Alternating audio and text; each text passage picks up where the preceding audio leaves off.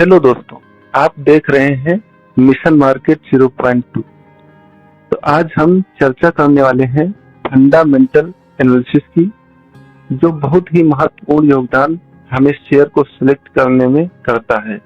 यदि आप यह जानकारी जान लेते हैं इन्वेस्ट करने से पहले, तो आपको बहुत बड़ा फायदा होता और आप नुकसान से बच जाते हैं। बेसिकली जब आप इन्वेस्ट करने वाले होते हैं तो दो चीजें बहुत ही इंपॉर्टेंट होती हैं। एक तो होती है फंडामेंटल एनालिसिस और दूसरी होती है टेक्निकल एनालिसिस।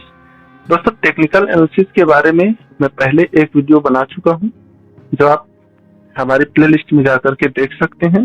फंडामेंटल का सीधा सा मतलब क्या होता है, इसके बारे में भी जानते हैं। दोस्तों, जैसे आप देख रहे होंगे कि यह मान लीजिए कंपनी का मालिक है और यह कंपनी है, ठीक है, और इस कंपनी के ये प्रोडक्ट है। तो फंडामेंटल एनालिसिस में हम देखते हैं कि उस कंपनी के पास क्या है, एक्चुअल में वह कारोबार क्या कर रहे हैं। तो इसके बारे में हम आगे विस्तार से चर्चा करने वाले हैं और देखने वाले हैं कि फंडामेंटल एनालिसिस में क्या क्या महत्वपूर्ण बातें हैं। आप देख पा रहे होंगे फंडामेंटल एनालिसिस के बारे में। इसका सीधा सा मतलब यही होता है कि जो भी चीज हम जितने में खरीद रहे हैं वह सस्ते में मिल रही है या महंगे में। वैल्यू इन्वेस्टिंग, किसी प्राइस पर किसी शेयर को बाय करते हैं तो हमको क्या मिलता है। तो हम जब किसी भी शेयर को बाय करते हैं तो हम प्राइस देते हैं और उस प्राइस के बदले हमको मिलता है उस शेयर का इंट्रिंसिक वैल्यू। जो इंट्रिंसिक वैल्यू होता है वो क्या होता है, किसी परिसंपत्ति का अनुमानित या वास्तविक मूल्य। वास्तविक मूल्य भी हो सकता है और वह उसका अनुमानित मूल्य भी हो सकता है। आगे चलते हैं। अब हम समझने वाले हैं रेशियो। रेशियो क्या होता है और कितना महत्वपूर्ण होता है हमको शेयर बाय करने से और या फिर सेल करने से पहले। तो देखिए, रेशियो भी हमारे 4 भागों में है। P ratio, PB ratio, DE ratio और करंट रेशियो। तब इन सभी रेशियोज का हम जो है विस्तार से चर्चा करने वाले हैं आगे एक एक करके। तो बने रहिएगा आप वीडियो में अंत तक, बहुत ही आसानी से समझ में आने वाला है। PE ratio investing. PE ratio से हम कैसे इन्वेस्टिंग करते हैं, क्या देखते हैं हम पीई रेशियो में। इसका सीधा सा मतलब यही होता है, जो प्राइस हम दे रहे हैं उसके हिसाब से कंपनी क्या कमा रही है। देने का मतलब ये हुआ कि हम किस प्राइस पर खरीद रहे हैं और हम उसको खरीदने तो जा रहे हैं, लेकिन वह कंपनी हमको क्या दे रही है, कंपनी कमा क्या रही। पी रेशियो बराबर होता है प्राइस और बटे इन्वेस्टिंग वैल्यू, ठीक है। अब थोड़ी देर के लिए हम समझते हैं कि मान लीजिए हमारा जो प्राइस है वो 100 रुपए है, इन्वेस्टिंग वैल्यू है वो कितना है, 10 रुपए। तो आप जो है यदि इसमें से कैलकुलेशन करेंगे तो आपका जो पी होगा वो 10 रुपए होगा। इसका सीधा सा मतलब ये है कि किसी कंपनी का पीई रेशियो 10 रुपए है, यानी कि आप 1 रुपए कमाने के लिए उसको 10 रुपए दे रहे हैं। और उसके बाद दूसरा सबसे इम्पोर्टेंट बात यह है कि पीई जितना कम होगा उतना ही वो हमारे बायर के लिए अच्छा होगा। नेक्स्ट आगे देखते हैं। आप देख रहे हैं दूसरा हमारा पीवी रेशियो आ गया। पीवी रेशियो इन्वेस्टिंग कैसे करते हैं, क्या देखते हैं हम इसमें। Price to book value, price देखकर हम वैल्यू को समझ रहे हैं। तो इसका सीधा सा मतलब क्या हो जाता है कि कंपनी के पास है क्या, उसके बाद उसकी वैल्यू क्या है, उस कंपनी की वैल्यू क्या है। और आज यदि कंपनी को बेचना भी पड़े तो आपको क्या मिलेगा। यदि कंपनी अपना सब कुछ बेच दे तो आपको क्या मिलने वाला है, यह हम देखते हैं पीवी रेशियो में। और दूसरी बात इसमें भी है इम्पोर्टेंट कि पीवी रेशियो जब हम देखते हैं तो जितना कम होगा उतना अच्छा होगा पीवी रेशियो।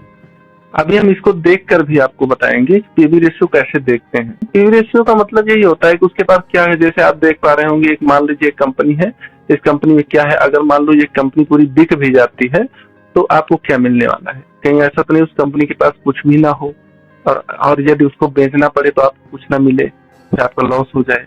तो ये हम देखते हैं PB ratio. DE investing.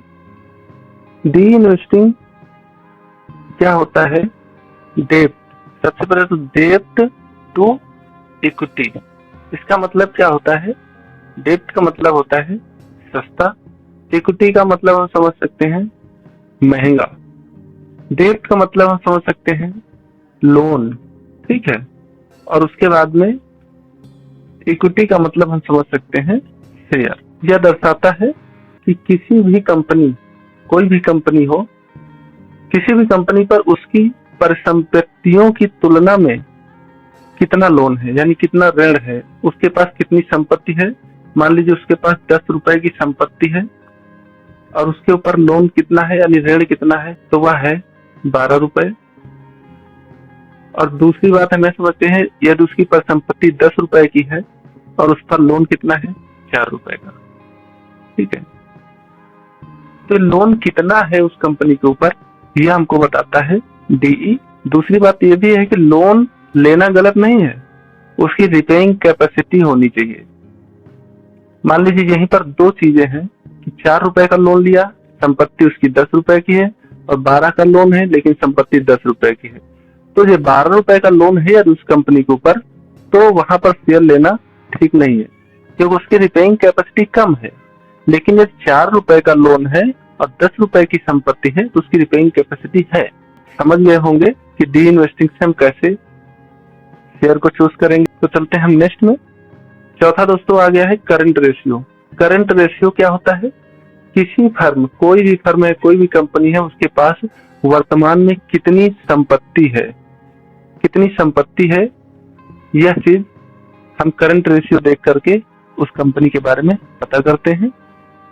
Formula इसका करंट रेशियो बराबर किसके होता है? करंट असेट्स बटे करंट लायबिलिटीज, ये होता है इसका फार्मूला। मान लीजिए किसी कंपनी के जो करंट असेट्स हैं वो कितने रुपए हैं, वो 20 रुपए हैं, और उस कंपनी के जो लायबिलिटीज है वो 10 रुपए है, ठीक है। तो हम इसको यदि कैलकुलेशन करेंगे तो उसका जो करंट रेशियो होगा वो 2 रुपए होगा। और करंट रेशियो जितना अधिक होगा उतना ही वह कंपनी अच्छी होगी। देखा आपने कि कुछ चीजें हैं जो अधिक होने पर फायदा करती हैं, जैसे करंट रेशियो है, कुछ चीजें हैं जिनका जितना कम होंगी वो उतना अच्छा शेयर होगा। ये सब चीजें जो आपको बताया है, ये सब चीजें हम लाइव में भी देख करके बताने वाले हैं।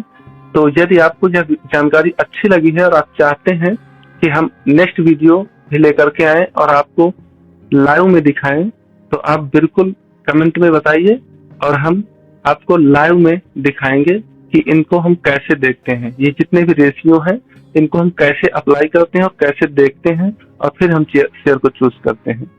तो दोस्तों, आई होप कि यह जानकारी आपको अच्छी लगी होगी और आपको वीडियो पसंद आया होगा। यदि पसंद आया है तो वीडियो को लाइक करें और चैनल को सब्सक्राइब करना बिल्कुल ना भूलें। मिलते हैं दोस्तों नेक्स्ट वीडियो में, तब तक के लिए बाय।